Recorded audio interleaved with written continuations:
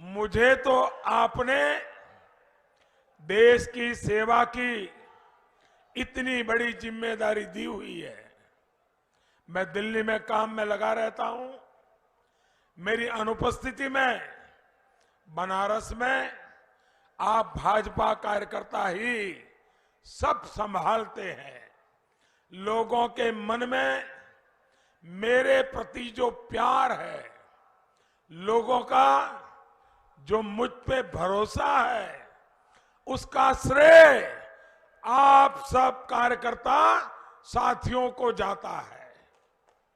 आप मेरे लिए एक ओपन यूनिवर्सिटी की तरह है। भाजपा का एक कार्यकर्ता के नाते मैं आप सभी से, अपने कार्यकर्ता साथियों से भी बहुत कुछ सीखता हूं। साथियों, हमारा संगठन एक जीवंत इकाई है। हम कार्यकर्ताओं को परिवार मानने वाले लोग हैं। अपनी पार्टी को अपनी निजी प्रॉपर्टी मानने वाले ये गैर परिवारवादी लोग हमारा मुकाबला नहीं कर सकते। भाजपा संगठन शक्ति और कार्यकर्ता के बल से चलने वाला दल है। दूसरी तरफ वो पार्टियां हैं जिनके लिए धन बल और बाहुबल यही उनकी ताकत है। भाजपा कार्यकर्ता देश के लिए काम करते हैं, अपने स्वार्थ से ऊपर उठकर इदम न मम इसके भाव से काम करते हैं। हम सभी के लिए हमेशा से व्यक्ति से ऊपर दल और दल से ऊपर देश, यही हमारा जीवन रहा है। हम चुनाव जीतते हैं, लेकिन साथ ही लोगों का दिल भी जीतते हैं। पहले जिन गैर परिवारवादियों ने सरकार चलाई, उनकी पार्टी की पहचान के साथ गुंडागर्दी और माफियावाद जुड़ा हुआ है। भारतीय जनता पार्टी की पहचान उसका कार्यकर्ता है और भाजपा कार्यकर्ता की पहचान उसकी सेवा है। कोरोना काल इसका ताजा उदाहरण है। इस दौर में पार्टी ने सेवा ही संगठन अभियान चलाया और मैं जानता हूं कि किस तरह भाजपा हर कार्यकर्ता जनसामान्य की सेवा के लिए लगा रहा।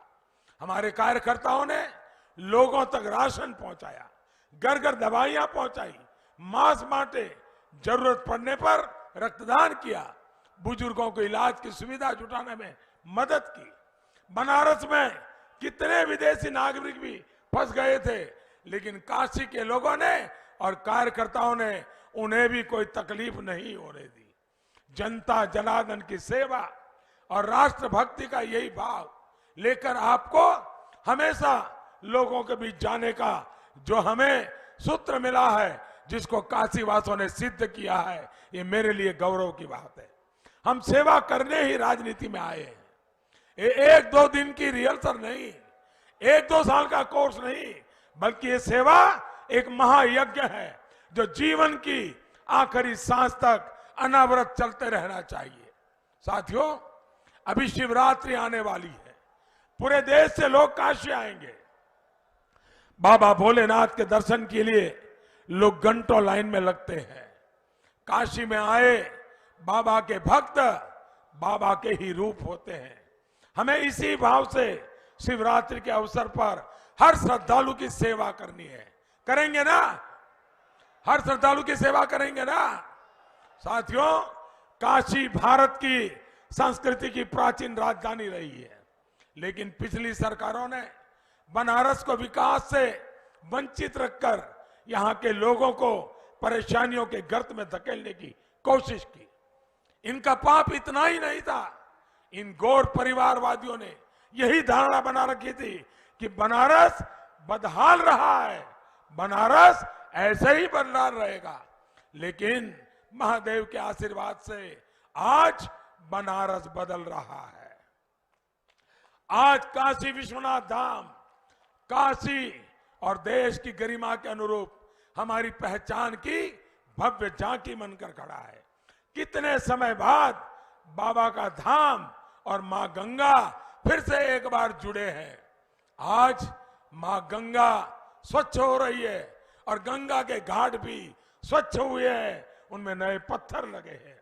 मुझे खुशी होती है जब लोग ये कहते हैं कि एयरपोर्ट से शहर अब जल्दी पहुंच जाते हैं। लोग जब बहुत गौरव के साथ बनारस में हो रहे सुंदरीकरण के कार्यों की तस्वीरें सोशल मीडिया पर डालते हैं तो मुझे भी अच्छा लगता है। अब बनारस के पास नया हाईवे भी है, रिंग रोड भी है और रुद्राक्ष जैसे आधुनिक केंद्र भी है। भाइयों बहनों, जब ये गौर परिवारवादी सरकार में थे तो यूपी के विकास के लिए, गरीबों के लिए हम जो भी काम लेकर आते थे उसमें ये अड़ंगा लगा देते थे। लेकिन बीते 5 साल में डबल इंजन की सरकार ने यूपी के विकास की पूरी ईमानदारी से कोशिश की है। आज यूपी की जनता इस बात को समझ रही है, यूपी में हुए विकास कार्यों को देख रही है। लेकिन मैं चाहता हूं आप सभी भाजपा के कार्यकर्ता लोगों को इन कार्यों के बारे में निरंतर जागरूक करते रहें।